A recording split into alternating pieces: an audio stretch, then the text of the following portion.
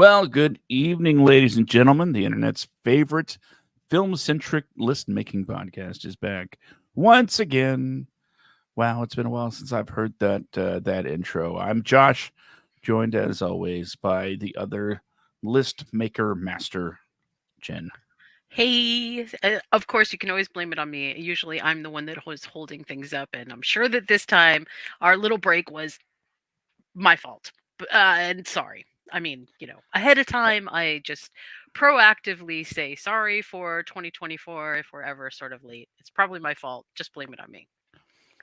Well, I was just going to say we needed some extra time to make sure we got in as many 2023 movies as we could as they hit the streaming services to make our lists, that more It and it accurate. is it did sort of coincide fairly I don't know, synchronistically with the release of the Academy nominees.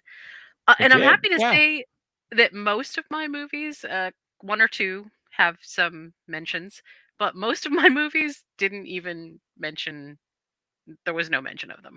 So, this list of favorite movies of 2023, yeah, I seriously just kind of looked at, well, what movies did I really, really enjoy? In fact, most of the movies that are on this list I have seen at least twice. So that tells you how much I really enjoyed them. Well, my list has looks like 7 Academy Award nominees. Ooh, so you went with the big guns. I went with what I enjoyed the most. A couple of them just didn't quite make the list. I had, let's see, 61 movies released in 2023 that I watched, Wow. and we had to bring it down to 10. I will say, some Although some some of the cuts were easier than others. although I'm gonna make an overall assessment of 2023. And feel free to disagree if you'd like. But I disagree. I didn't even say it yet. At I'm least just give me getting a it in there. Just you really might disagree with this one. Um I don't feel like 2023 was a spectacular year in movies. I mean, there were some high points, but in terms of having the quality and the quantity of movies that I am used to sort of picking from, not since the pandemic have I felt like the pickings have been so slim and when movies were released, I was by and large so let down. What I thought was going to be great turned into, wow, this is mediocre at best. And I'm I don't know whether my standards are becoming more difficult to meet in terms of movies altogether, or but I mean, based on my list, I think everybody could probably say no, that's definitely not the case. um or whether this year was just sort of an outlier in terms of just I mean, lots of interesting ideas, but nothing, or not a lot, that really sort of made me feel like, "Oh, yeah, this was a banner year in movies," you know? Like I said, couple, absolutely, we, really nailed some great things down, but overall, not even kinda Netflix and Hulu and Amazon did anything that I think was, like, crazy great. Series, I was really impressed with this past year. Like, there were some great series that came out, but just individual movies, I was really disappointed. And putting this list together, kind of made me a little bit depressed about 2023. it was the So now, exact opposite for me. really, Yes. that is so Although surprising. I I will mean, say, seriously. looking back at like our most anticipated movies of 2023, the list we did at the Hmm. beginning of last year, I can see that the ones that I thought would be great, the staples, the stuff that gets my nerd radar kind of Hmm. ping like crazy, was not as exciting as I thought it was going to be. But at the same time, all of the like virtually all of the movies that I thought were just smothered in greatness like came completely out of left field. Like this wasn't on my radar at all, and yet I watched it and it was amazing. So I think for me, there was a lot of surprising quality coming out Mm, coming out of the year. And no, it didn't have the consistency or the frequency of years past, but I think where I end up is uh, sort of along the same lines of what you said in a way where it's the highs were really high, yeah. the lows were really low, and the stuff that I thought was gonna get me most amped just was kind of mid. Uh, but I think overall it was an above average year for quality. Really? Like I said, I saw 61 movies from the year. Uh, I, okay. Well, I think it's safe to like talk about some of the lowest rated ones. I thought Stray would be hilarious. I absolutely abhorred that one. That was a Um, terrible movie. it's like once the gimmick of, oh, it's animals that cuss a lot, faded, which was almost immediate. It's like Yeah, I, it I've could have heard been that. Homeward Bound, with a funny twist or something, but it just turned into no, these are just yeah, no. It's like Seth MacFarlane's idea of funny dogs. Hey, Seth Nope, MacFarlane didn't is like it. great. Hey, I didn't say he wasn't great. I just said that like that's what the level of that movie was. It was just like that kind of humor. It does feel like sort of an extended Family Guy cutaway scene. Mhm. Yeah, I Like wasn't super happy once you with see it. it for like 10, 15 seconds, you go, "Oh, those dogs," and then it cuts back to the actual story. But in Strays, it just never cuts back.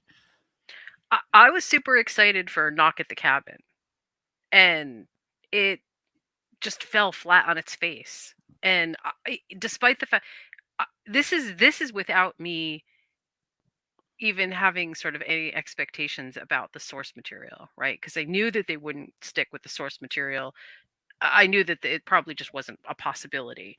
But even with that, that movie, which I had very high hopes for, just absolutely made me go, why? All the ingredients were here for a phenomenal film, and it didn't work. I mean, M. Night Shyamalan, I guess, just didn't quite work. But then That's there were weird because I love Knock at the Cabin, and you didn't like it. You loved Old, and I didn't like that. yeah, So I'm like, Knock at the Cabin, return to form for Shyamalan. oh gosh. But then there was and this movie didn't make my list, but then there was the movie Cocaine Bear, which was just Mhm. a fun film to watch. And without, any I mean it was super low budget, it was, but it was great because it was kind of new and novel, it it was like almost a throwback to some older films, and I had a really good time watching that movie. And I never would have expected. If you would have told me the premise of Cocaine Bear in 2022 and said this is going to be a great movie, you're going to end up watching it at least twice, I would have said you got to be kidding me. And sure enough, it was actually fun. So I don't yeah, it was a mixed bag. 2023 was a mixed bag. Did you see The Treasure of Foggy Mountain? I did actually. Oh, What did okay. you think of that? I much in the same vein of Cocaine Bear, I went in like, God, this seems dumb, but I Yeah. found myself laughing throughout. Yeah, there you go. I had a similar experience. Now this is a horror movie, so you sort of have to take this with a little, but it's horror comedy. You have to take it with a tiny grain of salt. Um, there was a movie that was called "There's Something in the Barn," and I had such a fun time watching that movie. It That didn't make sounds it to my list, but it was so okay. hilarious. I mean, really, it was great. It's sort of like a little bit mythology, a little bit silly Americans, a little bit, kind of good storytelling, kind of low budget stuff, but everything made it like so fun to watch. The humor was really funny. So yeah, Yeah, yeah, I think we just good had a stuff. mixed bag of stuff. Very, very mixed bag. Winnie the Pooh, Blood and Honey. Oh, there you Um, go. that's one that came out. I'm not. I mean, I didn't care for it at all. It wasn't even bad enough to be funny. It just fell flat for me. I had super high hopes for Haunted Mansion, and that turned into a nothing burger. I wasn't really impressed with the remake. I wasn't impressed with any part of it. It was enjoyable to be entertained by, uh, just sort of passively, but there was like nothing new. There was nothing that rose to the level of, oh, this is going to be so great. Even the special effects weren't that great. I don't know. That's why I'm Before we get saying, to a list, and I'm just going to throw these titles out there: Indiana Jones and the Dial of Destiny, Quantumania, things that mm, haven't made my list. Um, I hot take, but Dial of Destiny is my now number three Indiana Jones movie. So hmm. better than Temple. Wow. I do have a natural affinity for Indiana Jones punching Nazis. So There you go. it's my thing. Well, since we brought up a lot of things that aren't on our list when it comes to the best of 2023, uh, who do you want us to get started for? What is the best of 23 and 23? At the very least, our favorite movies of 2023. Well, I'll be happy to start if you'd like to just sort of recap my number 10 through 6, and then I'll do a little bit more of a deep dive on some of my top fives. How's that? Sounds good. All right. So I'm just going to go through the list first and just say what they are, and then say just two things about each one of these movies that I think is worthwhile and why it sort of made my list. Number 10, No One Will Save You. Was released on Hulu. It wasn't released in theaters, and I'll explain why that one made my list. Number 9, Megan. Number 8, John Wick 4. Number 7, VHS 85. And number 6, Evil Dead Rise. If I could start with No One Will Save You on Hulu, this was a completely unexpected story. And it is well worth, I will not give anything away because it is so worth watching the whole movie from start to finish without anybody telling you anything. It has a great, great premise. Um, eh, nobody that I've shown this movie to walked away from it and said that was a waste of my time. Everybody loved it. My number 9 with Megan, I was really excited for Megan in 2022 when I heard that this movie was being made or going to be released. Um, Mostly because I was looking for the next new serial idea, and I think Megan hits that. It's, part horror, but also kind of part sci-fi goodness. Like there's a lot to explore in there. And if you don't know what Megan is, it's a mechanized doll that is sort of AI, but also maybe something more. It's super interesting. John Wick 4 for my number 8. Look, I just love John Wick, period. Every time this franchise puts out a movie, I have to watch it. Um, I really enjoyed John Wick 4 because I felt like it was a good ending to sort of wrap some things up, but also just the a level of kicking that was going on in this movie rose to a brand new level. I mean, you know, if you like action movies, you will love John Wick 4. It's just that simple. And I also really love this idea of classism within the good guys and the bad guys fighting. There's just something about that that also adds an extra dimension, which I feel like John Wick 4 really delivered on. VHS 85. This was just, if you don't know anything about the VHS franchise, they're anthologies of little horror snippets that generally follow a bit of a thematic function outside of watching the little clips. And in this movie, really kind of harkens back to the 80s and a sort of a little bit more old school in its approach to some horror ideas, and it really delivered well. If you like the idea of the 80s horror genre, VHS 85 is definitely the one for you. It's was really good.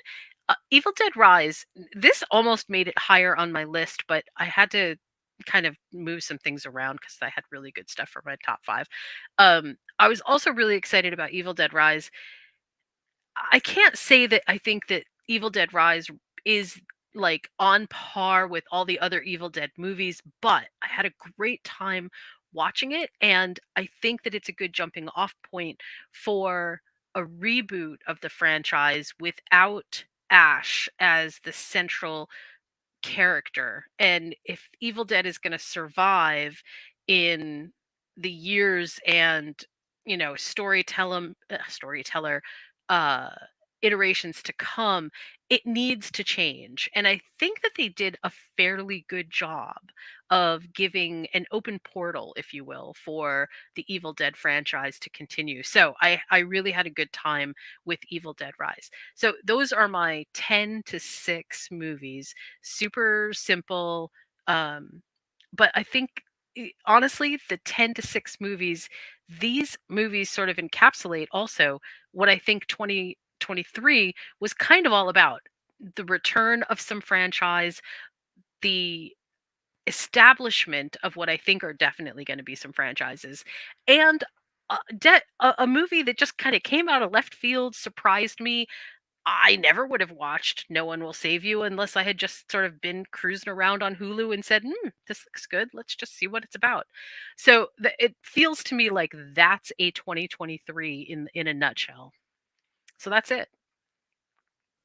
Well, I can get started with my back 5 if you want me to. Let's do it. I'd comment on yours, but, well, I don't want to give anything away. Comment on it My on the other side. yeah. My number 10, Asteroid City. Couple things about this: brilliant cast, excellent directing, and I like stories that are meta, and this is like a meta within a meta within a meta. So it was a lot of things that just kind of mixed to make it an enjoyable experience for me, especially including the quirkiness. Number 9, Guardians of the Galaxy Volume 3. What can I say? This is a movie that kind of had everything you'd want from a Marvel movie. It was funny, had a ton of heart, and made you feel. Yeah, I said it. Number 8, coincidentally enough, John Wick 4. Hey, And I can't really improve on what you said about it, even as brief as it was. But I will say this: it was on its way to becoming, a really cool John Wick movie, because there's no such thing as non-cool John Wick movie. But uh, the the fight in the what was it, the roundabout, in the oh traffic. God, that was so good. I've never seen anything like that before. That was somebody Whew. somebody storyboarded that down to the precise moment when stuff you can really see that somebody loved the heck out of that entire scene. It just shows. And I enjoyed the climax, the ending, as it peaked exactly where it should. I'm not going to spoil it, but he didn't shoot yet. You know, number 7. This is a movie that completely caught me off guard. Teenage Mutant Ninja Turtles: Mutant Mayhem. Oh, there was a lot of controversy going into it about it because, oh, they changed April. Oh, they sound like children. Oh, this, oh, that.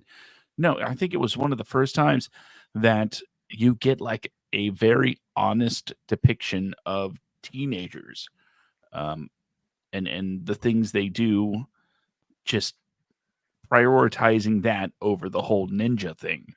So it was a focus on teenagers that are ninjas instead of, you know, giant turtles that are also ninjas, but kind of teenagers. Uh, Being true to that, and I listened to somebody else make a commentary about it, and I agree. When you realize that they're making references to things that are no longer my like point of reference, they're now referencing things that kids today know, and I might not be, completely on top of. So it's definitely a passing of the torch of the Teenage Mutant Ninja Turtles to a completely new generation, and I am completely on board for that. They did it so well. And finally, for my back half, I put down Maestro. It Oh, was wow. a late watch for me, but as a fan of, biopics and Leonard Bernstein and just music, it was a melding of a lot of interesting things done very well. I'm watching it, I'm like, oh, on the town, no, oh, cute West Side Story reference, things like that. The performances are very good. I did not know that Bradley Cooper was such a good director, and I don't really know what else he's done other than A Star Is Born, but he's good at what he does, and I look forward to seeing more directing from him in the future. But Maestro deserves the accolades that it's getting, and I can understand why some people might be turned off of some of the things and you know here and there involved with the making of it. But as a whole, I enjoyed it very much. So Hmm, that is my back half. nice. I mean, again, really, I think good uh, cross section of 2023 in terms of what it kind of offered us in movies. So very good. Um, okay, I'll start out my number five with this sort of caveat. I am currently in the middle of, which I never thought I would be, The ocean. playing. No, I knew I would be in the middle of the ocean when I moved to Hawaii. Oh, It was just kind of a thing, that makes sense. islands. Yeah, yeah. Um, I never thought that I would be, especially not. I hate to say at my age because God, I really hate that term. It sounds so like, I don't know. It doesn't sound right. It feels weird even saying it out of my own mouth. Well, you're like But 37, right? yeah, yeah, bless. That's yeah. Let's just go with that. Um, I never thought that I would be the person who would be like, okay, let me just hang out and be a gamer, right? Never thought that that would ever happen to me. Because look, I'm usually a fairly busy person. I've got tons to do. I've got a mom that's, in her 70s, always needs something. I still have kids around, even though they're sort of, doing off their own thing. Um, and I'm just not the person who's like, hey, I'm going to sit down and spend 8 hours on a game. Uh, 100 hours later, I am still playing Baldur's Gate 3. And part of the reason that I love this game so much is because it ties in thematically with, and I am going to say this anecdote just real quick because it really fits why this movie is in my list. Um, I was definitely one of those people who I wasn't I wasn't really nerdy enough to be like one of the nerds, but I was nerdy enough to like be interested in all the nerd stuff. Okay. And I can still remember being in this Dungeons and Dragons group where they basically showed me the exit as soon as they could find a guy to fill my seat in the party, because they really didn't want girls involved. And it was so I can remember just being so devastated by it. Like, wow. I had stayed up, nights and nights and nights before the campaign started, read all the rules, made character sheets, understood the dice logistics, and we played for a good 2 months before they found somebody. So I was just heartbroken. And now I feel like the whole universe is sort of shifted and pivoted on its axis, and here we are with Dungeons and Dragons back in the forefront. And the movie that I chose, the reason that I say Baldur's Gate and it fits in with the movie is because it's a Dungeons and Dragons thematically detailed game. It plays off of all the mechanics from Dungeons and Dragons. And the movie that I chose for my number 5 was Dungeons and Dragons: Honor Among Thieves. And I didn't choose this movie as my number 5 because I think, oh my gosh, this is like the best movie of the year, or it had some kind of like hidden awesome agenda underneath, or there's great meta text. Or no, it was because I thoroughly enjoyed this movie as a an homage to the Dungeons and Dragons both idea, and I always feel like when they try to do high fantasy, it's either too serious or it's too goofy. And they sort of hit a nice balance with Dungeons and Dragons: Honor Among Thieves, where it kind of recaps the best of what makes Dungeons and Dragons kind of Dungeons and Dragons, but also doesn't sort of like mock it and just make fun of it because it's so ridiculous. Let's just make it, campy and stupid. Um, there was plenty of good storytelling in it, and it just like scratched an itch that was just such a perfect. It was really it worked out so well.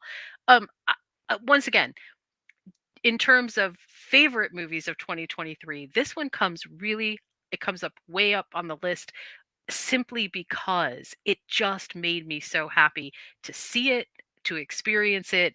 And then later in the year when Baldur's Gate 3 came out, I was like, this is the year of Dungeons and Dragons. This is so awesome. So I think 2024 is actually going to be even better, but that's my number 5, Dungeons and Dragons: Honor Among Thieves.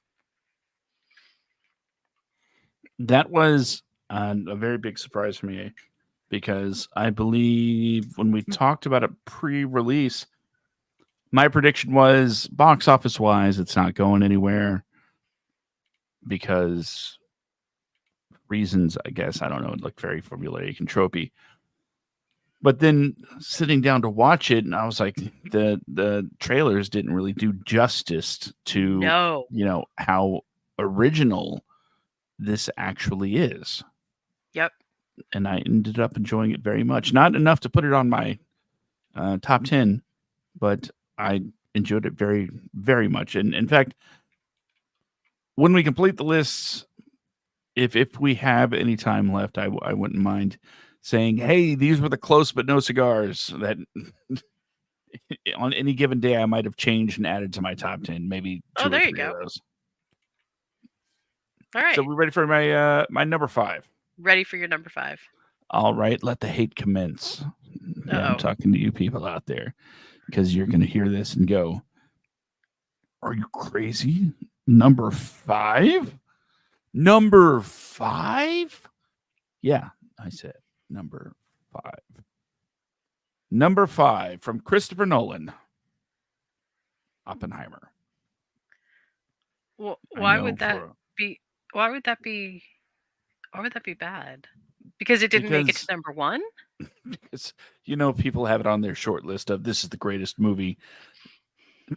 Insert time period here, and I have it at number 5, which I think is fair. Was it a box office phenomenon? Yeah, it actually was an R-rated biopic that's 3 hours long, and it what is closing in on a billion. It just got a Japanese release.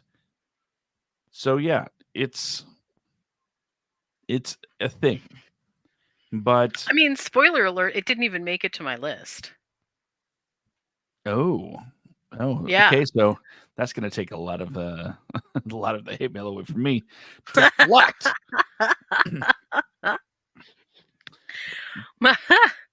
because honestly, once again, I say this with all sincerity. The theme of this list was favorite movies of 2023.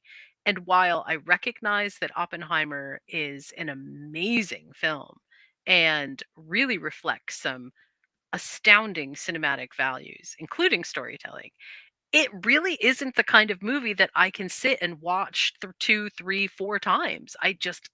It's it's great for what it is, but it wasn't a favorite movie of 2023. It was a great movie of 2023, but not my favorite. I just wanted to have it in there, not for the clout of, well, at least one of them has Oppenheimer on their list. Uh, it was a movie that completely blew me away when I watched it. No pun intended, if there was one in there.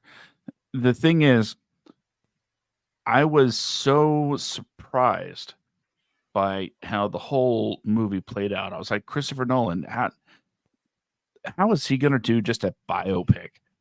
And then you realize, of course, Christopher Nolan, he's going to tell the story in a non-linear fashion.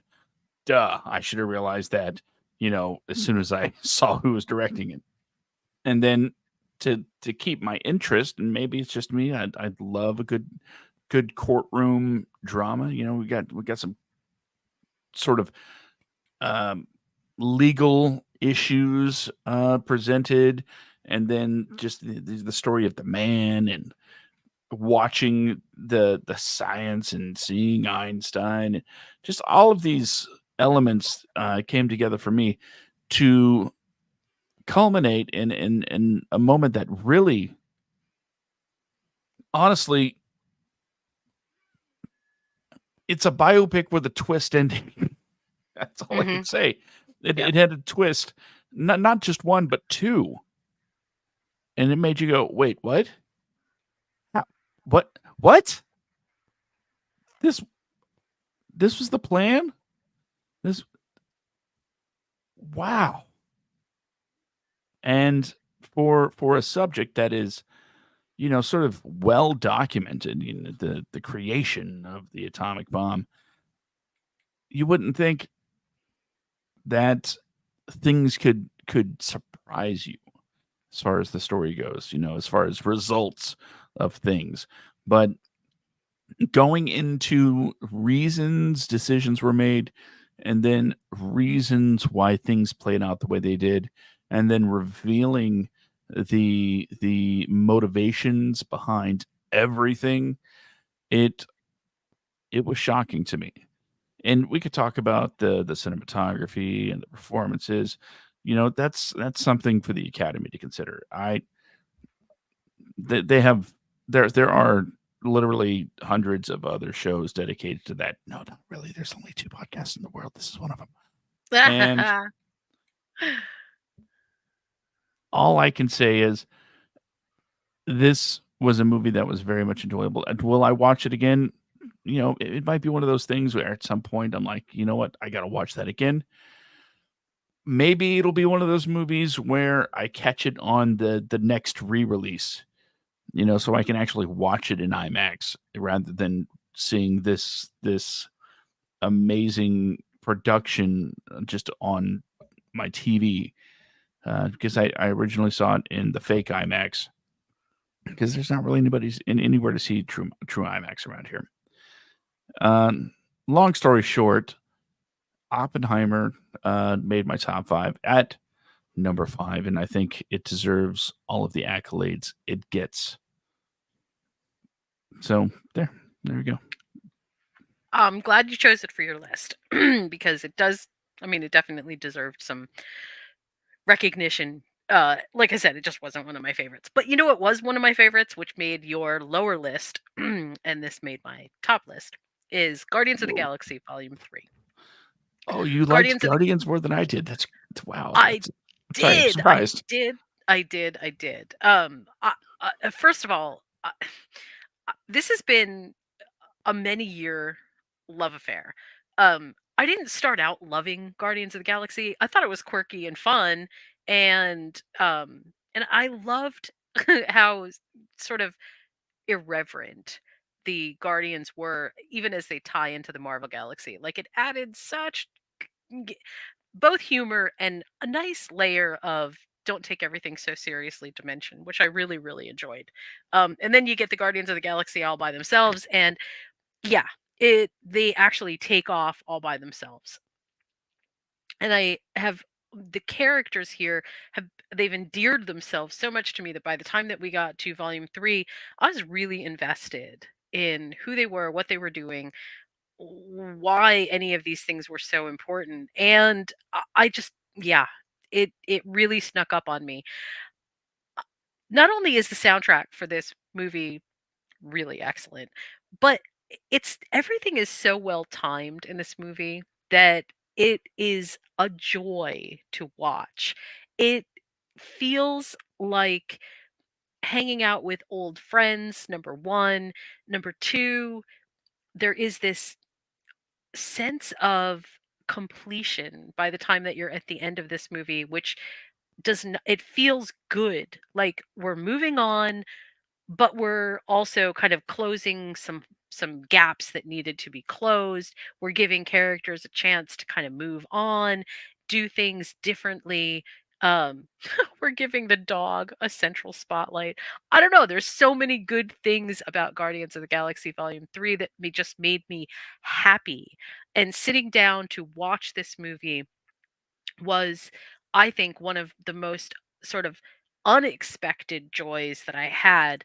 Everybody else on everybody in like the movie titles, in my top 3 after this, I sort of expected that I would like them.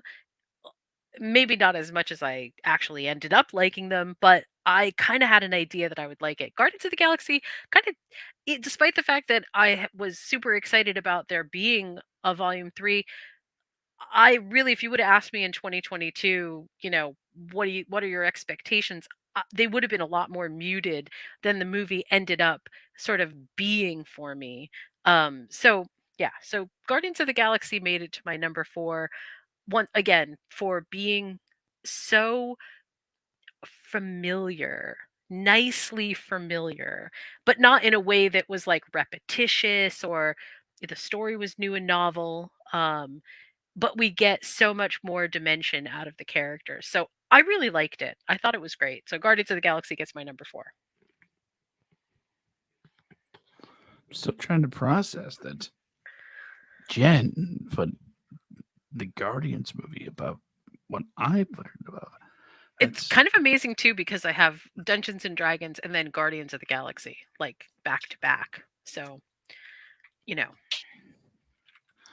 well, I just realized that I had back to back biopics with Maestro and Oppenheimer at 5 and 6. well I was going to like, say maybe I was having uh well, no, I won't say it. I'll just I'll leave it at I do sort of think that Honor Amongst Thieves and Guardians of the Galaxy share something in common. Um, and it's kind of there's a roguish charm to both of them. I think that's it. There's a roguish charm to both of them. Yeah, They both have very strong female characters. They both have very the central protagonists are a little bit, kind of bumbling and silly sometimes, but in the end, it's kind of everybody coming together. It's a whole team coming together to make stuff work. I really did like that. I think that both movies did a good job with that. I could easily make a Dungeons and Dragons campaign out of the Guardians of the Galaxy. Like, yeah, that could definitely be let's a do thing. it. Yeah, right. Let's do it. Let's roll initiative right now. My dice are in the other drawer, Sorry. Okay. We'll get to that and later. I only have D10s. Oh, well, it's very hard to roll a nat 20 with only 10-sided die. Yeah. That's okay. That's all right. Well, my number 4 might have an entirely different group of people upset Uh-oh. because of its positioning. But I would be remiss if I didn't add the other half of Barbenheimer. That's right. My number 4 is No. Barbie. Seriously? Wow. Okay. Barbie is an amazing movie. The moment it ended, because I saw Oppenheimer first. The moment Right. it ended, I said, and I said, mark my words. Maybe I said it on the podcast. I said, the best supporting actor award is either going to be Robert Downey Jr. for Oppenheimer or Ryan Gosling, Barbie. And I said Ryan Gosling is going to get his nomination Hmm. because he is fantastic. Now, as far as everything else goes, like I said before, everybody else breaks down. But what I enjoyed about this movie, it had a great message and it had great performances. It had musical numbers that were fabulous. Mm-hmm. It, there was I can't really find fault, and what can I say? I'm an America Ferrera mark, so you know, being able to see one of how do I put this? Because I really enjoy her work, but it's not like I'm saying that I think she's the world's greatest actress, but I just love watching her work. Does that make sense? Mm-hmm. I enjoy her acting and it shines so brightly here. There I'm not going to say it's a flawless movie by any means. There were a couple of points where it does kind of dip in excitement level, but the thing that surprised me most was that this was a Barbie movie. As we keep saying, if you asked me going into the year last year, if I thought the Barbie movie was going to be great, I feel like no, it's just like cash grab based on a toy line. We've seen this before, Transformers, all of these other countless examples of let's just throw something together and cash in on this IP. But the surprising part going into it was why would Greta Gerwig sign up for a cash grab? I guess artists need to eat too, and then it turns out not only do artists need to eat, but they also have to maintain integrity of having a film with a message. In at least in some cases. Well, I have So lots more to say on this movie. okay, okay. I mean, Just like, a second. spoiler alert, sort of, but I definitely have a lot to say about this movie. Well, then I will finish with um, when, like I said, when I saw this movie, I said, okay, this thing's going to get Oscar nominations. The production design was phenomenal. Check. Ryan Gosling was phenomenal. Check. The script. Who knew that somebody could get a Barbie story and make it worthy of Oscars? I did because I said it was. Check. I didn't really think about an original song, so I'm not going to take credit for that. I did. I felt Greta Gerwig deserved a director nomination um, at the time, and I thought Margot Robbie did it at the time, but the back half of 2023 was so top heavy with amazing female leads. I can see why maybe Margot Robbie didn't get the nomination. It was just so stacked. Uh, the nominations list, not anyway.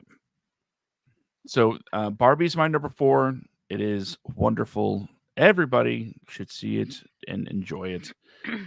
But if you don't, I guess that's fine too. Well, like I said, I've got tons to say about this in a little bit, but my number 3 is, and this is where I think, you know, favorite movie translates to definitely not critics' favorite, because critics did not like this movie, but the fans definitely did. Um, I chose for my number 3 Transformers: Rise of the Beasts. And I chose this movie. What? Yep, yep. I chose this movie because, okay, I I have first of all, I've always loved Transformers. They have always sort of clicked with me in a way that I don't think I understood until I was an adult. What kind of meta concept that really kind of, what it was that was so good about it. And it's partly this idea that what you see on the outside is not necessarily what is on the inside, and all the stuff that's associated with that, break it down psychologically however you like. But there's an old school Transformers, and then there's sort of like this reboot of Transformers that kind of happened, in the 2000s plus, and it didn't to me, it never quite translated to what I felt like was old school Transformers. Enter Transformers: Rise of the Beasts. And okay, it was absolutely campy as heck. And I mean, you can get down on just so many different things, like, okay, well, he's got the one of the lead protagonists has a brother that has sickle cell, and he's sick, and needs life-saving care. And oh, this is so sort of like tug at your heartstrings, not really, do we need to put this into a movie kind of a thing. But I liked it. I liked it because the Transformers became what I think they were originally intended to be way back in the day when I was still watching them in cartoon form, um, which is a little bit more in sync with what's happening around them, not necessarily these standoffish mecha kaijus.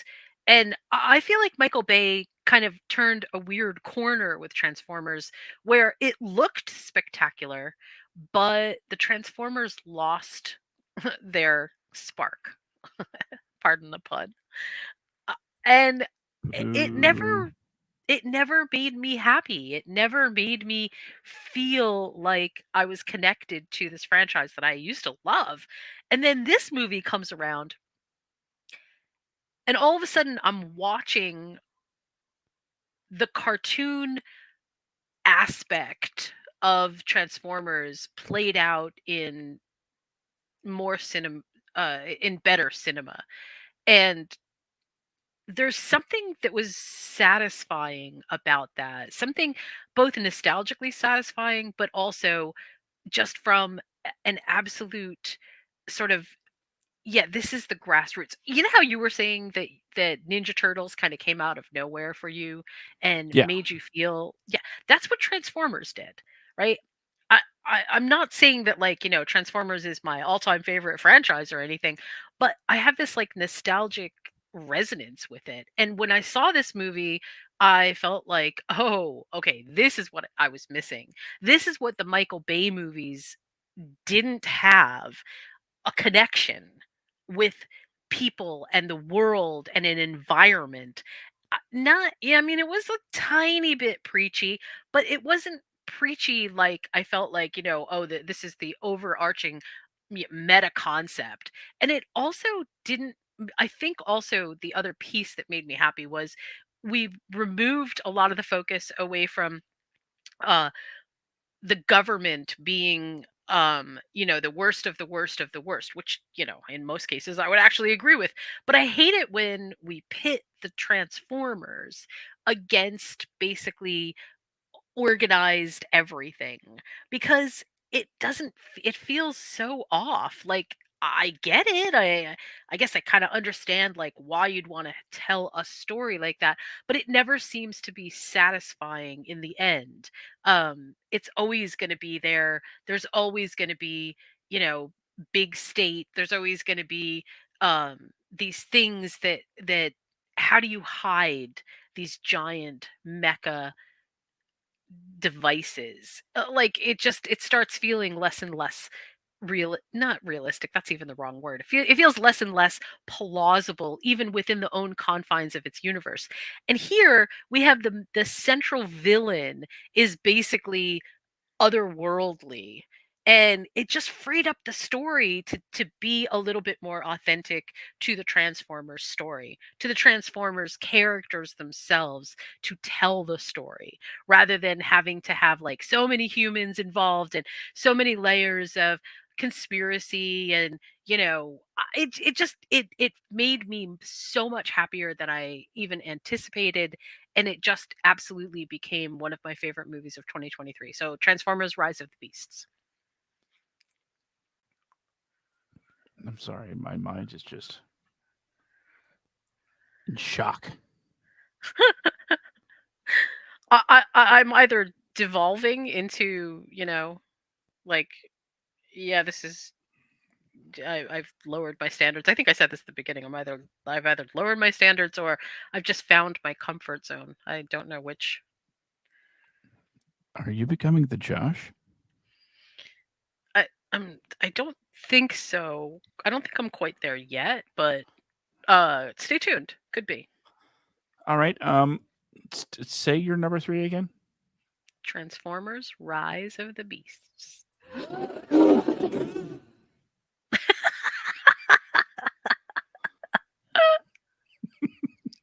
Sorry, I remembered I had that, so I figured I'm going to use it. Oh god. Okay. Well, wow My us with your number 3.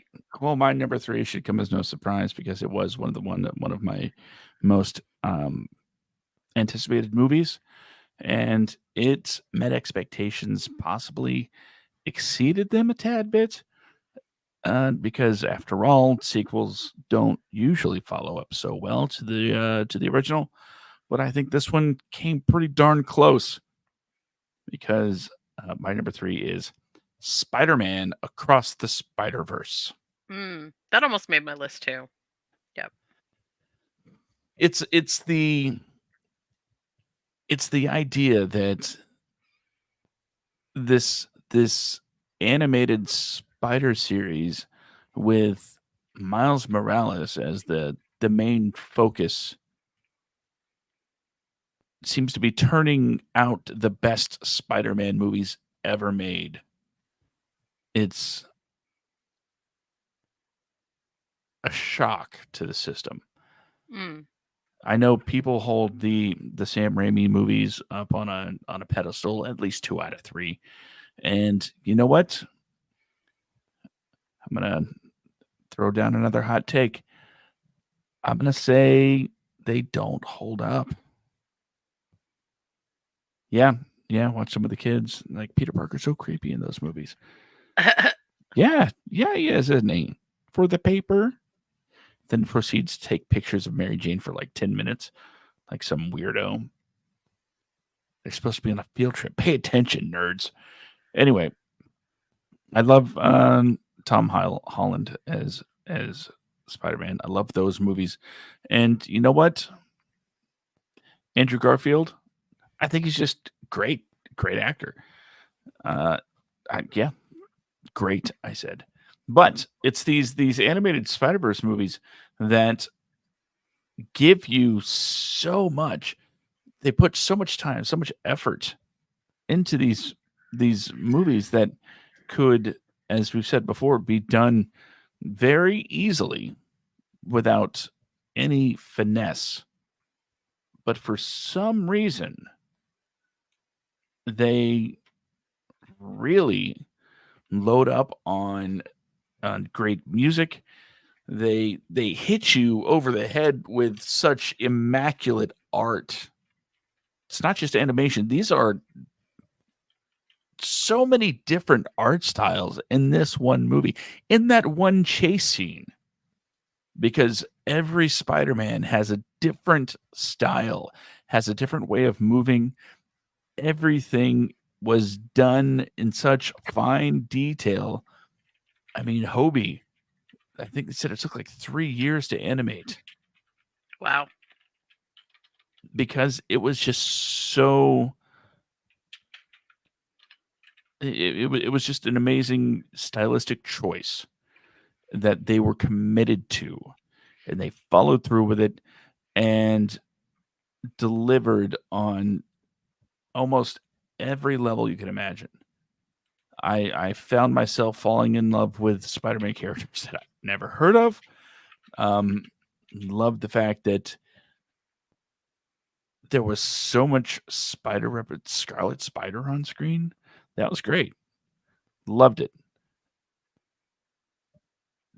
I can't say bad things about this movie. In fact, if I had time after this show, I would probably go watch it again tonight. Hmm. Time constraints, though, gotta get up early. Fact of the matter is, I don't know how they're gonna do better in the next one. But they keep raising the bar, and so far they've managed to get over it. And we have what, 2 years, a year or two before the next one. So it's not that they don't have time. I just it's something's got to happen. Something's got to happen because my expectations are through the roof. Spider-Man Across the Spider-Verse is my number 3. Good choice. Good choice on a lot of different levels. Okay, my number 2 is a total not just surprise for me, but also probably a surprise for everybody, including audiences and critics alike, because this movie, I think, was probably not really embraced by anybody. And I don't exactly understand why. I mean, like, I guess that, hey, a certain amount of people don't like this particular type of movie, but why they hated on it so much was a little bit surprising to me. And I'm talking about critics. I'm not really talking about audiences because audience scores for this movie were generally favorable. Um, and I think it kind of comes down to, are you a fan of this genre or are you not? Because if you're not a fan of this genre, you probably won't see in it what fans of the genre do. Um, I chose for my number 2 The Last Voyage of the Demeter. And it is it's a Dracula movie. It's definitely like it's literally like a small little snippet within Bram Stoker's Dracula that they expanded out into an actual piece of fictional narrative when it's a couple of lines in the book. And they made a whole movie out of it. And it works really well.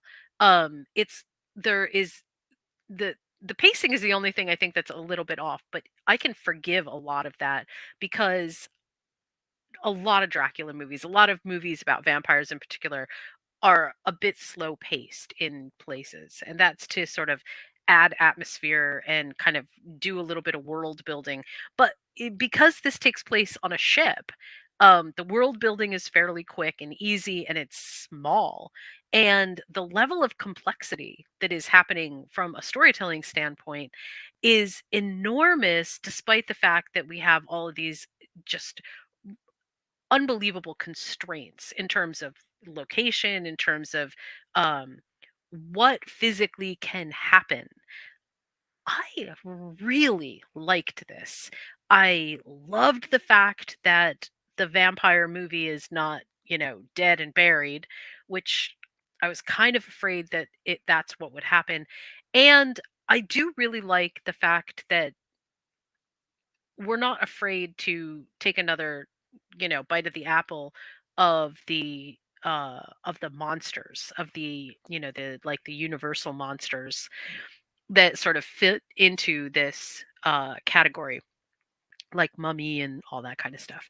I was happy with a bunch of things in this, but I will also say that I think that Universal did a better job with this movie than they did with uh, the Mummy, the Tom Cruise Mummy, because it's a more solid storytelling piece. Now, critics didn't like it for I don't know. I guess because they thought that basically the thing that I think is the story's high point was basically a constraint, and they didn't like that. I heard one critic say that he felt claustrophobic in the film setting.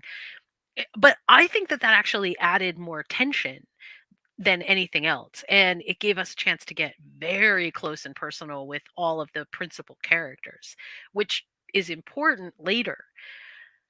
I really, really unexpectedly enjoyed this movie. I was looking forward to it, but I didn't have a lot of high hopes. And then I saw it in the theater and I was absolutely blown away. I just thought it was a great addition to the Universal Monsters theme, and really happy that audiences liked it as much as they did. I don't know why critics are so off board with this, but there you go.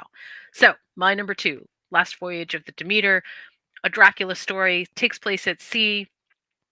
Obviously, I mean, if you know the story of Bram Stoker's Dracula, you know what has to happen in the end. So it's not a big mystery of like what is going to happen, but how it happens and how it unfolds is sort of the key to the success of this storytelling. So there you go. That's my number two, Last Voyage of the Demeter.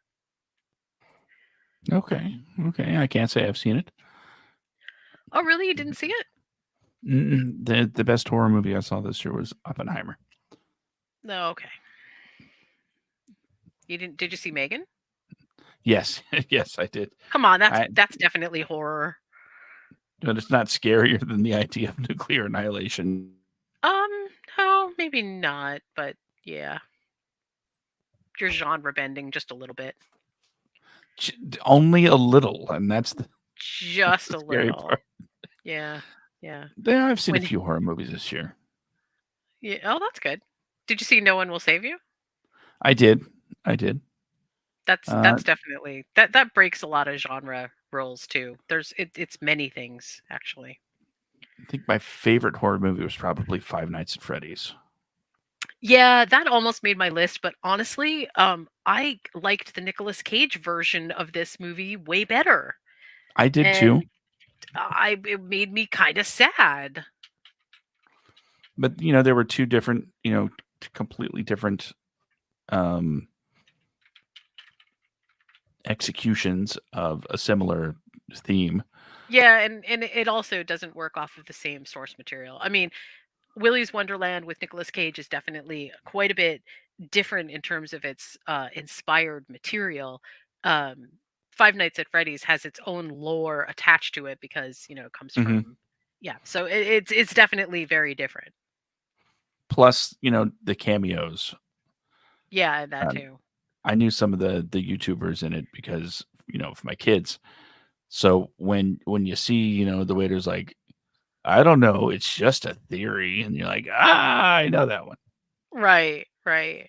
But honestly, if you like what well, never mind. If you like Five Nights at Freddy's, you'll also as an addendum, you should watch Willy's Wonderland too. Okay, sorry. Absolutely, I Go ahead. always recommended that. Yeah. All right, my number two, and considering my history, considering my backgrounds, this might come as a bit of a surprise. Uh, but I cannot deny how much I enjoyed watching this movie. And I will even say this might have a lot to do with recency bias. It's The Holdovers. Oh, yeah. That was good. I can say for sure I am a huge Paul Giamatti mark. I will absolutely watch him in anything I can get my hands on and enjoy it because he's a joy to watch. He does such an amazing job as an actor. I will, take any opportunity to watch something, especially if he's a lead. And I remember the first thing that I really noticed him in was what, American Splendor? Was that the name of it? Hmm. And since that point, there should be a list about, you know, the top 10 movies we discovered an actor for the first time. Oh, Um, that could be a good list. I think you could, but this was not, it's not Flash, it's not, explosions. It's not even glossy. This is very much a love letter to 1960s style filmmaking, and it shines through as such. It almost it looks like it's almost made in that era because of the way that it was shot, and the performances beautiful. I absolutely adore a movie with uh, great chemistry with the cast. And considering part of this was, having Paul Giamatti's character be a curmudgeon, and, having a student that's kind of a smart aleck, where you kind of go back and forth about whether or not you should actually like him. And then, it's just a great arc that I just found myself pleasantly surprised. This is one of those movies that I did not see coming. In fact, I hadn't even heard about it until I watched it. I was like, "What is this? Paul Giamatti's in it." I guess I've been falling down on keeping up with what he's doing, but it's on. I think it was on Peacock, and I was like, "Yeah, I'll give it a watch." And I watched it, and sure enough, absolutely fell in love. This will probably wind up on my holiday rotation next year. Well, not next year, this year, Nice. when it's time to do the big, holiday movie season.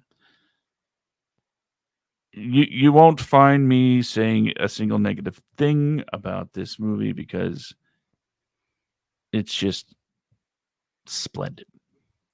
So the holdovers is my number two. Nice. I mean, good choice, honestly. That's a really solid movie. I can't, there's no fault in that movie. It's really, really, really good. Um, okay. My number one, as I aforementioned back when you chose it for your number four, I think, is Barbie. Now, this movie, I love this movie enough that I saw it in the theaters and immediately put it on pre order so that I could buy this movie.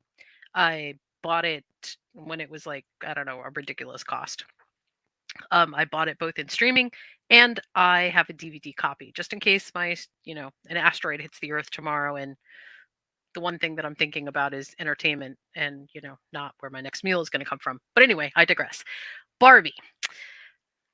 I had such a good time with this movie. First thing that I will tell you is I dressed up to go see this movie. Now, I haven't dressed up to see a movie since the Lord of the Rings trio, when I actually put on all kinds of different costumes to go see all the different Lord of the Rings movies, and had a wonderful time doing that. But I wore pink for my I had an overdress, I had leggings, I did my hair up so that it was all I had all these like different pink accessories. I had pink earrings. It was just it was an event, and then we had gone shopping before we went to go see the movie, so I was like shopping around, and the number of kids who came up to me and said things like, are you going to see the Barbie movie? Because that's what that reminds me of. It made me so incredibly happy, and we had like little discussions about what they liked the best about the Barbie movie and stuff like that. It and most of them were girls. It was so empowering to see especially young girls, be so excited about a movie. That to me was just such a huge thing. But let's actually delve into the movie. So, one, I love movies that metacontextually sort of deal with the fantasy world and then bring it into the real world. I love that concept. It's very hard to pull off. The execution of it has to be done in a way that kind of like respects the source, but then doesn't make it so stupid that you can't look at it and go, "Oh yeah, I can totally suspend belief and just say, yeah, I can just hop into this world and it's fine." And the Barbie movie really does that in both ways, both getting Barbie to the real world and then getting the executives to the Barbie world, and also the family. And it makes such it made the movie feel complete. That's number one. Number two, I love the honest and open discussion of misogyny, of discrimination, of um the ideas that flow in multiple directions about patriarchy, because it's not something that we think about on an everyday basis, right? We don't just think about living in a patriarchy, but if you're a woman, you're so well versed in sort of what the rules of the patriarchy are. And I don't mean to say this in, sort of a um I'm a helpless female, or like a victim card or anything. I'm saying like there are just real things all the time that you just accept because you're a woman. And I feel like the Barbie movie just sort of like did a call out to those things and said, yeah, these are the things that women really deal with. But on top of that, as if we needed an extra level or an extra dimension here, there's also the existential dread of being who you are and managing those expectations in comparison to everybody else's expectations of who you are, whether it's getting older, whether it's not being pretty enough, whether it's not being um, sociable enough. And from the Ken side, I loved this idea that it takes a lot to be willing and able to see your own flaws and faults and then be able to do something with them, be able to harmonize around them. Um, Everything about this movie made me happy. The soundtrack made me happy. The songs they're catchy, but they're also meaningful, which is so important in this kind of movie. Um, the there are characters in this movie that are flawed, like more flawed than we would normally think about them. But then there are characters in this movie that are basically just trying to do their best and they just are caught up in some things. I loved the idea that Barbie got to meet her own creator. That is one of the pieces of existential dread that I think we all experience. Like, well, when you meet your creator, what will happen? Will you actually be, or I mean, and I'm saying this like, from the exercise of existentialism. I'm not talking about like, when you die and meet your maker. I just mean like we all have these concepts of, are we good enough? Have we fulfilled the meaning of life that we anticipated that we were going to have? And all of these things are all kind of bundled up into this very cheerful, very happy-go-lucky piece of storytelling that feels exactly like a Barbie dream. I was one of those people who had secondhand, because we always used to buy them at these thrift stores, but I had a Barbie camper. Um, at one point, I had a Barbie Winnebago. And it had like a broken door on it, but I didn't care. I was so excited to have this thing. I used to quote unquote play Barbies, right? Where you'd take your Barbie dolls and you would dress them in different things and they would do all of these situational things like, um, go camping or whatever. And it was it was a full on world of imagination. And as a kid, I totally recognized the worth of that. Like it was so important. The only thing that was more important to me than Barbies, well, than dolls, not just Barbies, but than dolls, was books, because they were both sort of the same kind of idea where you could just delve into escapism for a short while, be whoever you wanted to be, and then you could come back to the real world. And that's basically what Barbie does, both to and from. And again, I just loved it. Um, one other thing that I will say about this movie before I bring it to a close, because I know I'm going on and on, but one thing that I also really loved about this movie is whoever did the set decoration did a phenomenal job of both the Barbie universe and our quote unquote real world. The real world is not gray and gross and terrible. It's just filled with a lot of unexpected things. And they really went out of their way to make it feel exactly that way. They didn't have to. They could have made it completely different, and they didn't, and I love that. They really focused on the people, not on when you're away from the Barbie world, you're just in a world just like we know it. It's kind of unremarkable. I mean, it just is what it is. There's nothing huge about it that, makes you feel like, oh, this is grimy and gross or whatever. They didn't change the colors palette so that it sort of like lost all of its luster. But what they did in then Barbie Land was really create something that was extra special, extra different, extra everything, so that that's the difference, right? You have the fantasy land that is just perfect, and then you have the real world, which is flawed and has its problems, but it's not like it's depressing and dark and terrible. It's just complicated and messy and needs a little help. And so for that, all of those things. I have watched the Barbie movie in 2023. I know that I watched it at least 4 times.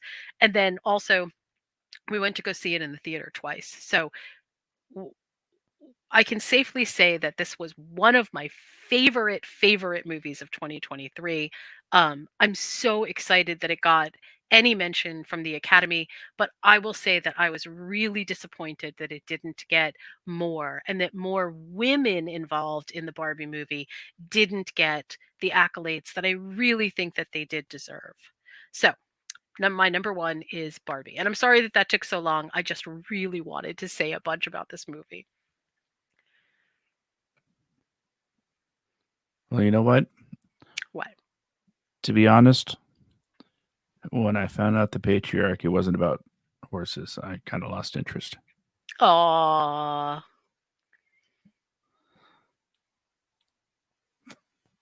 Excellent choice, Jen. Excellent choice.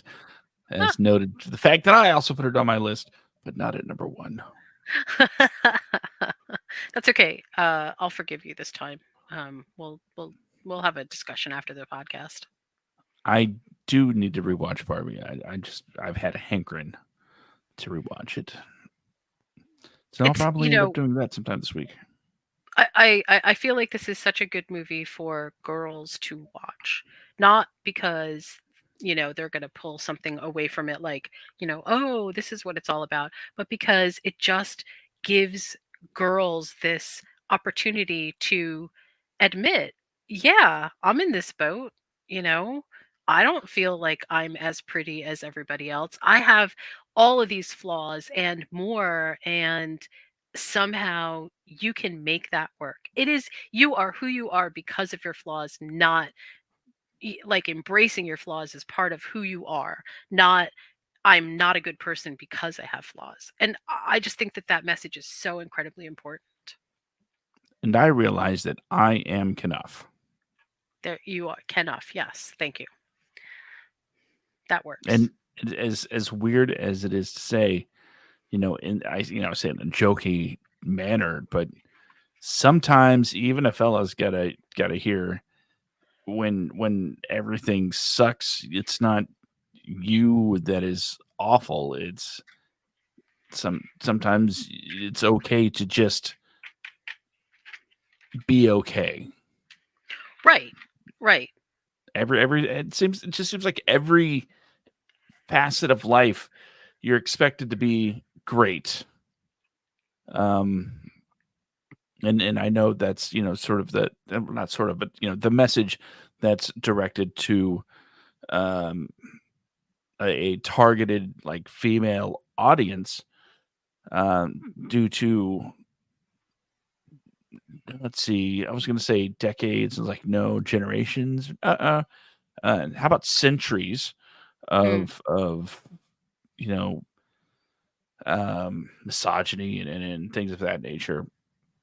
But sometimes just as a dude you need to hear the message that you know what, you don't have to be perfect. And it hit home for me too. I think also one of the bigger messages that I got from Barbie is you don't have to be part of the problem. Well, in order to be part of the solution, you have to get out of your own way. You have to be able to see some things perhaps a little bit differently in order to be a part of the solution. And that doesn't mean that you have to solve everything. It just means that you have to get out of the way of the solution so it can happen, which is Hmm. sort of like, accepting the fact that, yeah, not everything is going to go exactly the way that you think it's going to go. But if you allow yourself a little vulnerability and you allow yourself to see things a bit differently than you've established, things may turn out okay in the end, despite the fact that you are holding on to something that isn't going to quite work.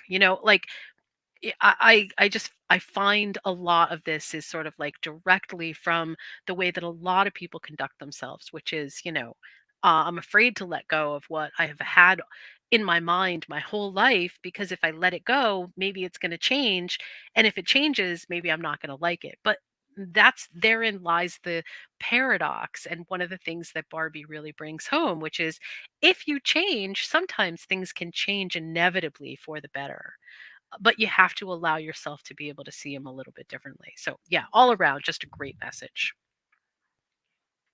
Okay. And I guess it's time for my number one. It is wax on poetically about your number one.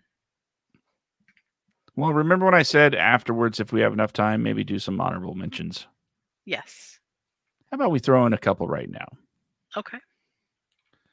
Stuff that could easily make a top 10 list in most other places, maybe even most other times. Um, but stuff that didn't make my number one.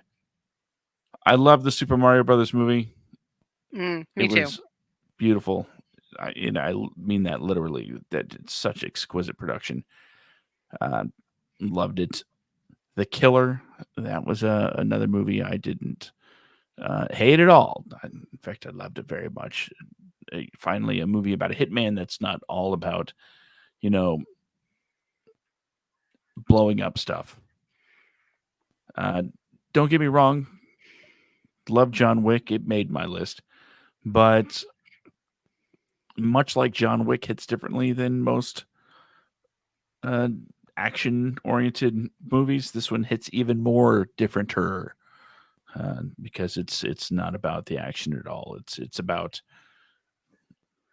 a man and his struggle against people that want him dead. Right. And Well, let's see, I like Dial of Destiny very much so. And Gran Turismo, there, I said it. Gran Turismo, enjoyable movie. My honorable mentions, and I guess Air. I, I got a couple that that like I'm almost afraid to mention them because I'm afraid that people are going to go, oh, that's so why is that even on your list? But one of them was 65, which I really enjoyed. I'm not a huge Adam Driver fan, but I loved the idea. Like there was some good sort of classic storytelling in this, and the writing was actually fairly good.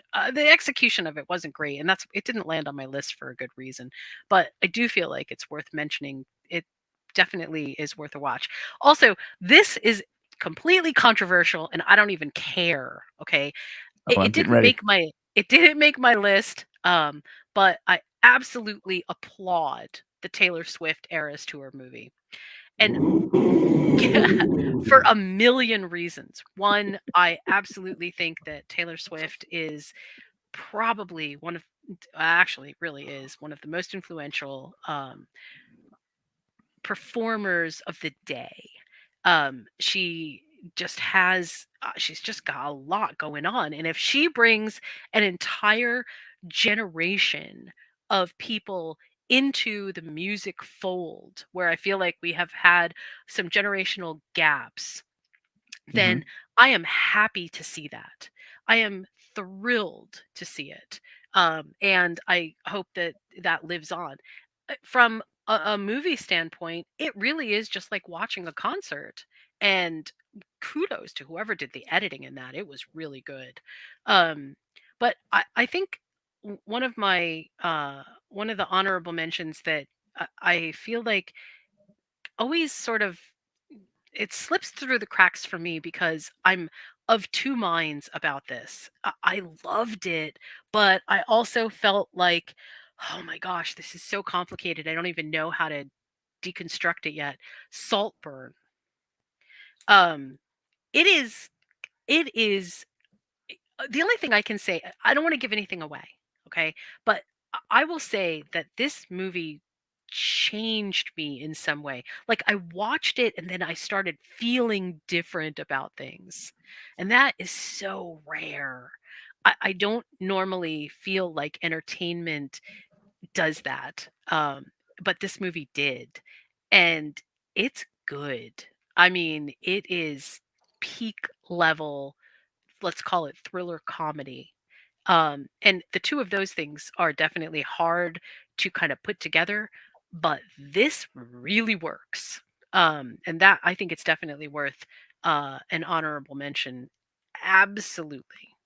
And the other one that which I feel like really needed to be on my list, but I just had too many other things on it, is Killers of the Flower Moon, which I really did like. I really felt like it was a good story. I mean, everything about it was in the excellent category. It just wasn't like a favorite movie of 2023, but it is absolutely excellent in every single way. I mean, from cinema to the storytelling to the acting. The acting is amazing. So, yeah, I feel like that definitely deserves an honorable mention. I think from this point out, we should do our number twos, do some honorable mentions, and then get to our number ones. I like the way this feels. Okay, let's do See, it then. this is progress, people. This is how the sausage gets made. You know, I will mention one movie that I am glad didn't make it to either of our lists. Just one, and then you can, if you want, you can have one too. But I am glad that neither of us chose Napoleon because what a train wreck. I mean, I love Ridley Scott. I also really love just about everybody that was in the cast for Napoleon. But what a train wreck of a movie. Oh my God. It's not giving me a lot of hope for the new Gladiator movie. I sure hope that he does a better job with it because Napoleon was just all over the map. It was I had such high expectations for it and it was terrible. Well, it's funny you say that because coming in at number one for me, Is Napoleon? No. no, it's not. I I haven't didn't even think seen so. it. I didn't think so. I know you have way better taste. Thank you. Yes, you're welcome. But I my number one. Can you guess what my number one is? Um, let's see. Uh, Old dads. What? I don't No, even know what that is. it was a terrible movie. That not that movie. Um, let's see. What haven't we discussed that I think is like uh a Josh movie? Um, And no, definitely not. unfortunately, Kevin Smith did not release a movie this year. No, I know. I was just thinking about that, but no. And also, I don't think. Yeah, I don't think anything kind of stood out to me with that. Um, how about um Hmm. What movie haven't we mentioned that would be a Josh movie? Is it a comedy? It is not. In fact, it's not Okay. even a Josh movie. Oh, you know what? I don't know. I don't know. Of the movies that I can think of, none of them kind of like jump out at me as being oh yeah, definitely this is where he would go. So, I don't know. Well, then I Tell guess the only thing left to do is to tell you, Yes, tell me. because my number one is also -1. Godzilla -1. Oh, you know what, Josh? I would have chosen that, but because it was foreign and because also because it didn't come to streaming until 2024, like I couldn't get it. It wasn't available for me in 2023. I chose not to put that on my list. Otherwise, I absolutely would have made that probably my number 2. Um, but for logistic reasons, I didn't put it on my list. Because I totally agree with you. That is the best. So go ahead. Sorry, didn't mean to interrupt. How many ways can I say that this is such an amazing movie? First thing I can say, Not enough. it's gonna sound weird, but Jen, you said you've seen it, so you'll understand. You could take Godzilla out of this movie, and you still got a hell of a movie. Absolutely. Yep. Absolutely. Just for the first time watching one of these monster flicks, I'm like, okay, yeah, Godzilla is attacking at all the right spots, but I'm really interested in knowing how this guy is dealing with his life. Yep. He winds up with a kid and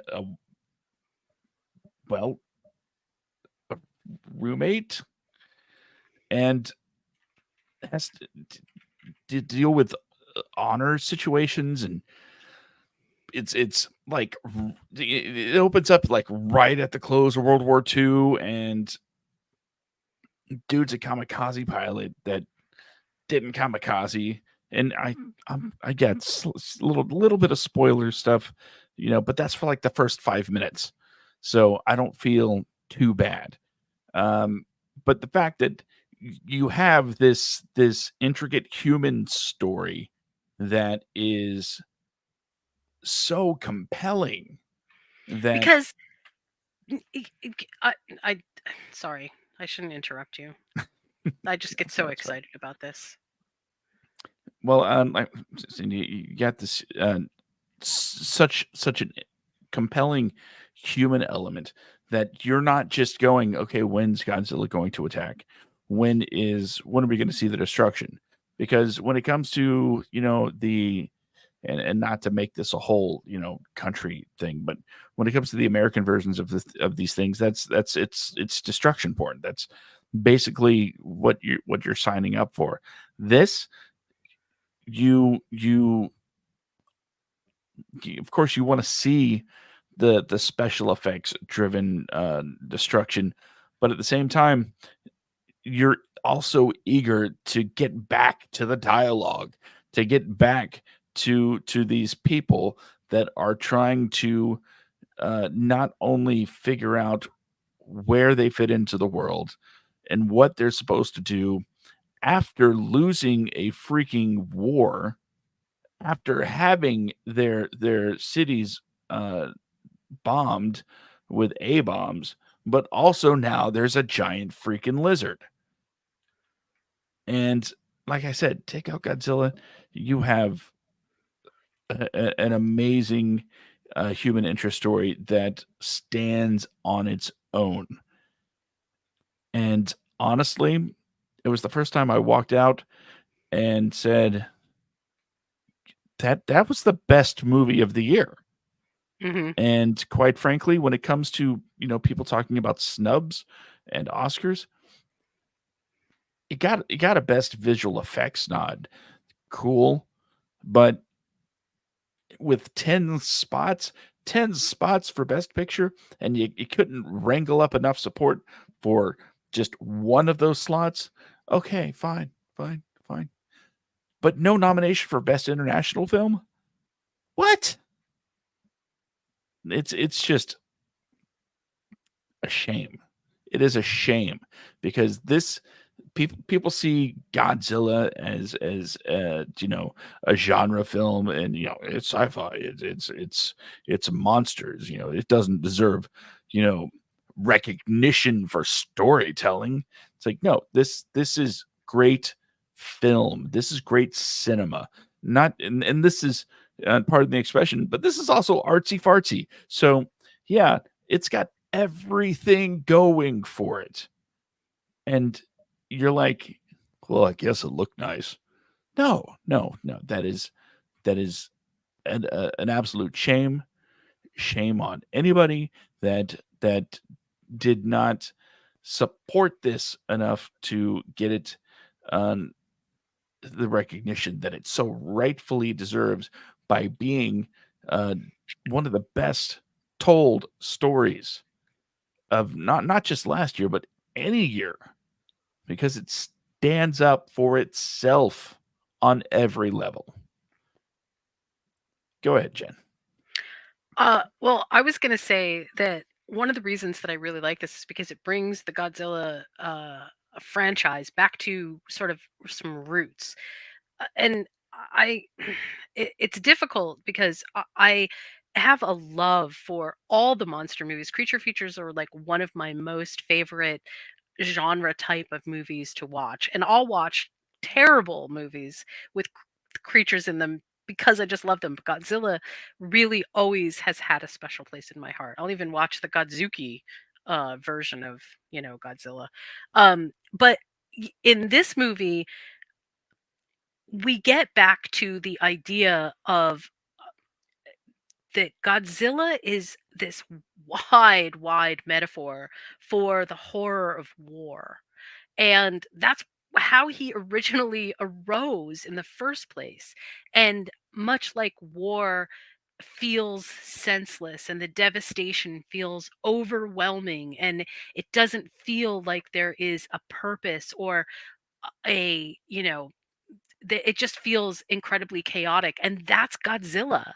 And in this movie, the ragey Godzilla is sort of the the absolute typification of what war means. And then you get to the human drama, and the human drama is all about redemption and all about finding the courage that you feel like you lost or were stripped of, and finding a way forward through that.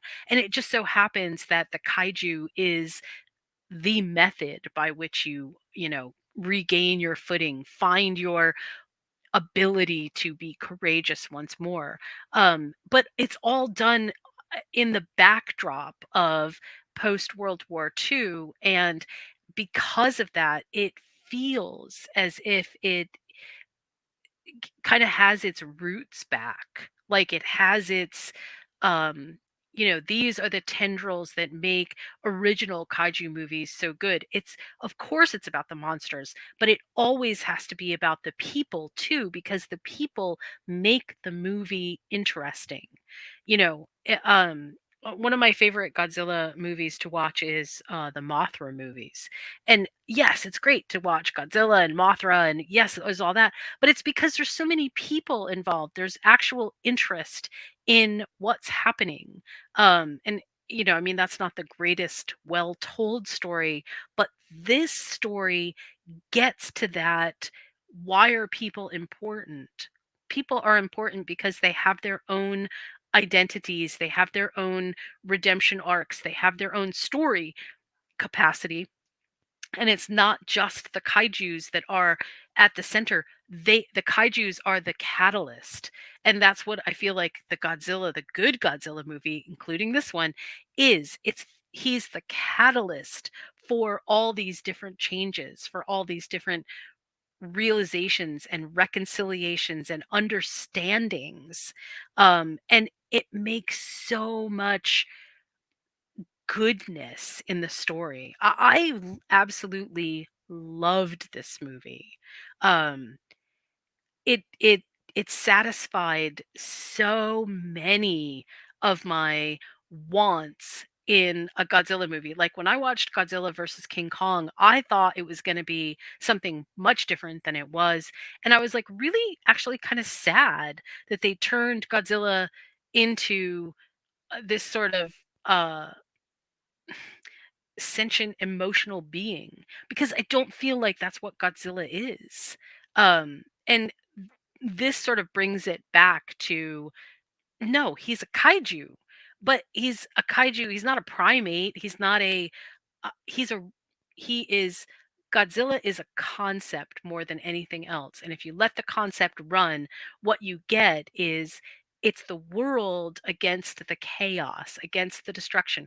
And again, that metaphor, if you pull it all the way out with Godzilla being sort of like the war idea, it's we all as human beings have to fight against the nonsensical chaos of just destruction for destruction's sake, which is what war is. So that's that's my take on it. And I loved this movie so much. Like you, after I watched this movie, I was like, oh, this was epically amazing. So yeah, good choice. Excellent choice. Thank you. Thank you very much. And I think you did a fine job explaining things that I didn't. You know me and my peeking behind the surface of, storytelling and whatever. Had to get you back on point from that Transformers thing. Hey, I you we'll go to fisticuffs over this one. I Hold on. love my Transformers. From that Transformers thing. Much like a Transformer, I also am more than meets the eye. So, yeah. Well, then, how about we transform to reading our lists and then.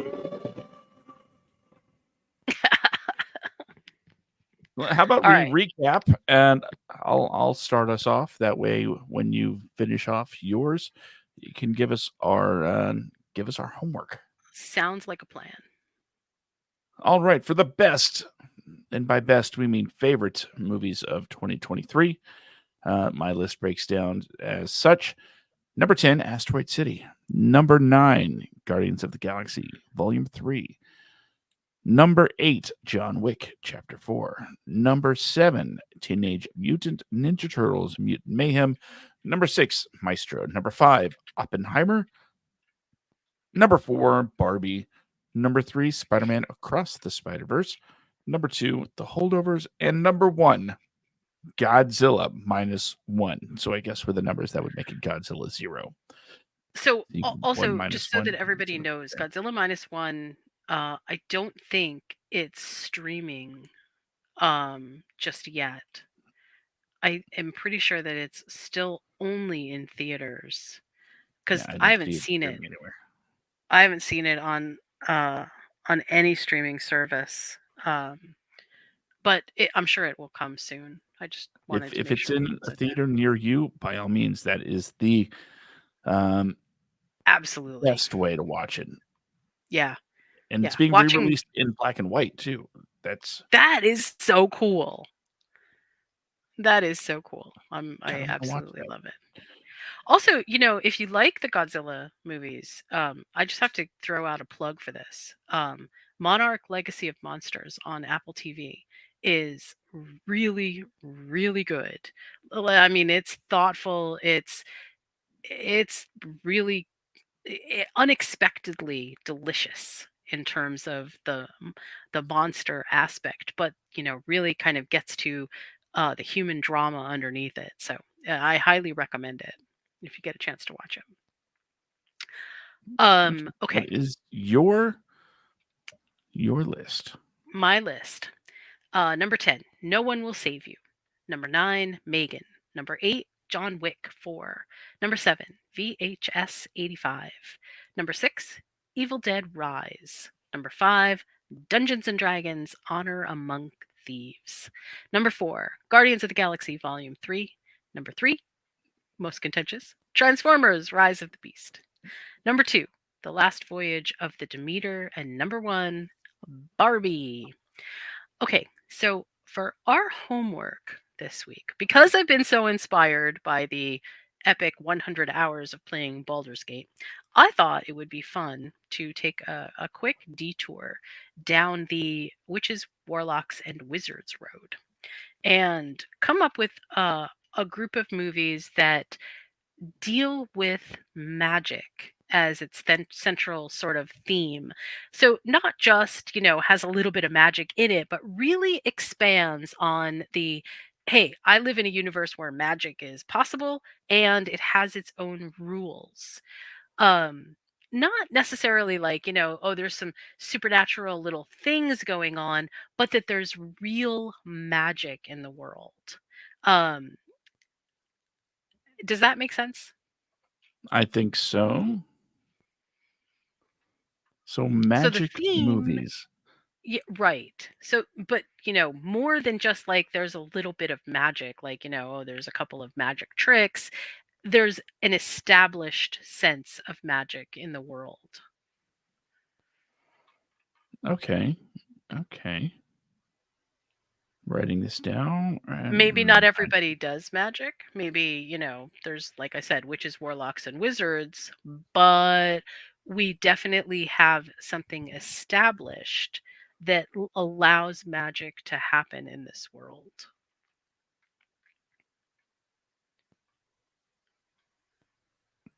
all right. I've got a few in mind already. Cool. I can't wait to hear what those might be. All I can say is the 80s. I'm looking at you. Yeah, that was definitely sorcerer, sorcery, sandals. Yeah.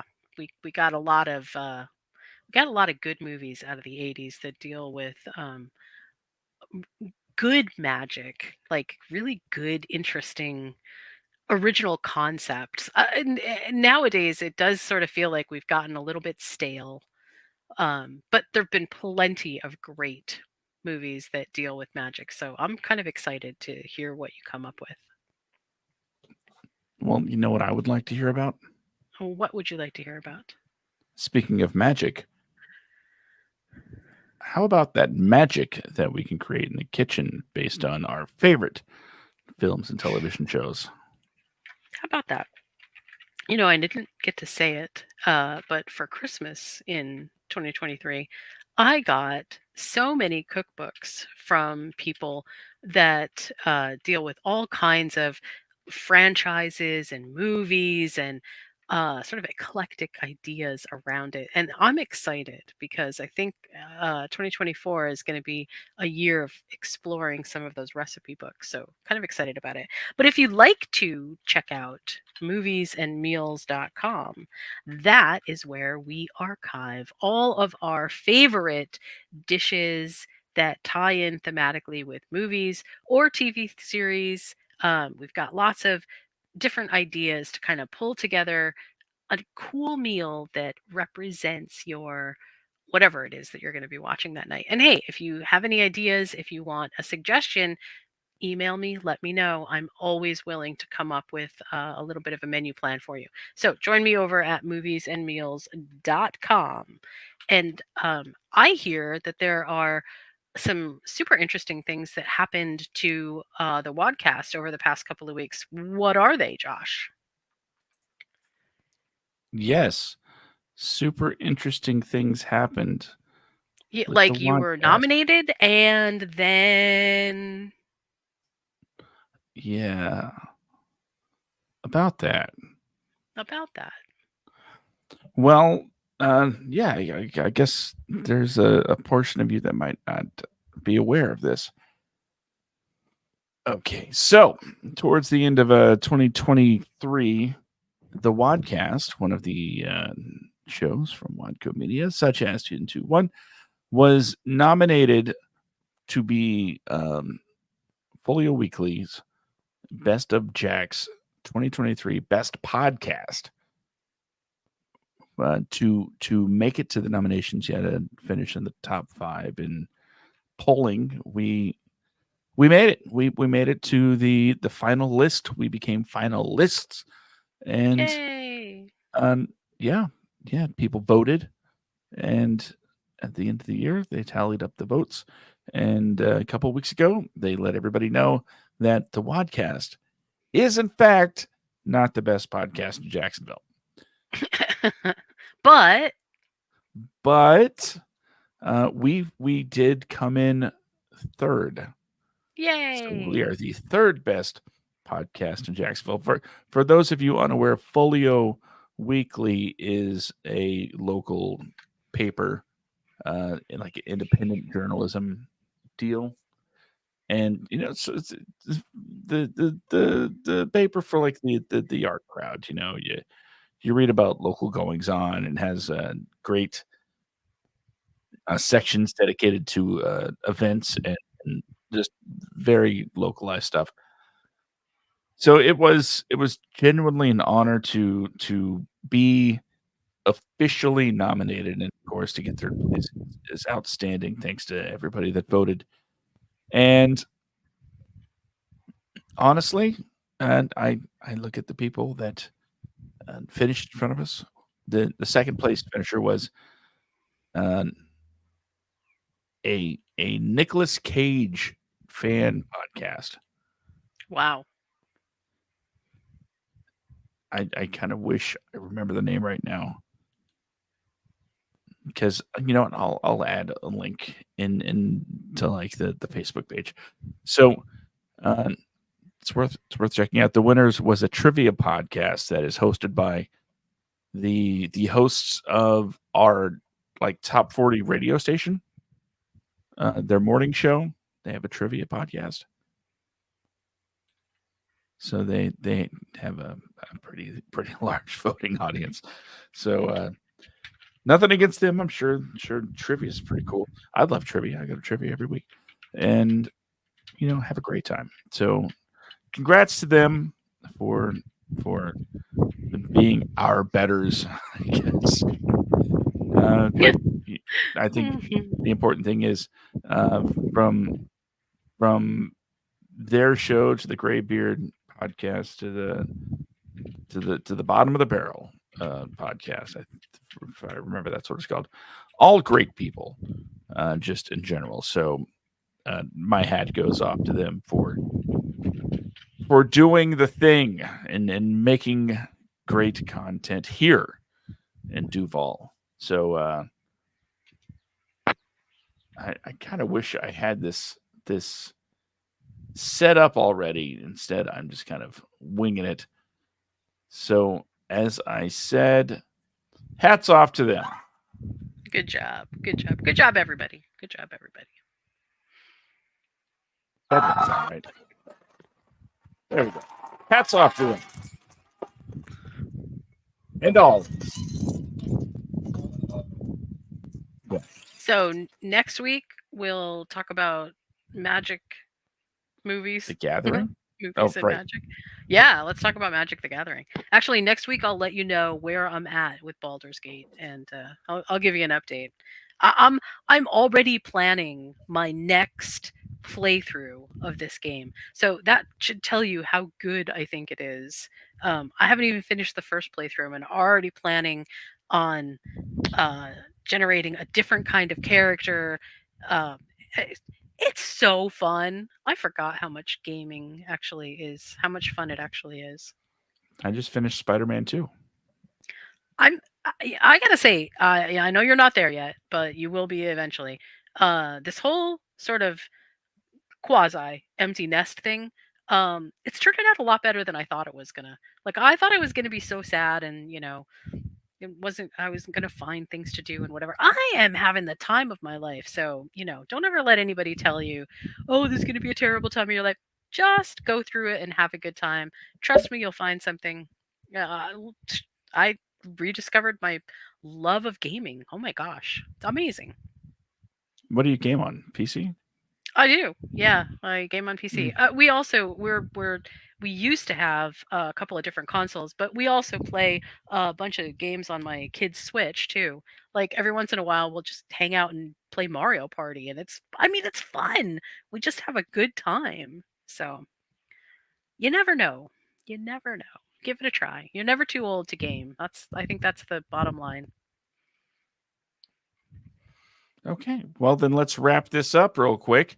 All right. Thank you all for joining us here. And thank you all for downloading the show. Thank you all for being awesome. Because we have a lot of fun making these lists, just like I know We you have do. a lot of fun listening to them. With all that Absolutely. being said, Jen, do you have any final thoughts? Just one. Ready for it? Are you ready? Maybe. Yes. Only maybe. Well, usually we end the podcast with there's only one thing left to say, but tonight it's Josh. There's only one thing left to say. What is it? Good night, Gracie. That will do. That will do. Let's do it. All right.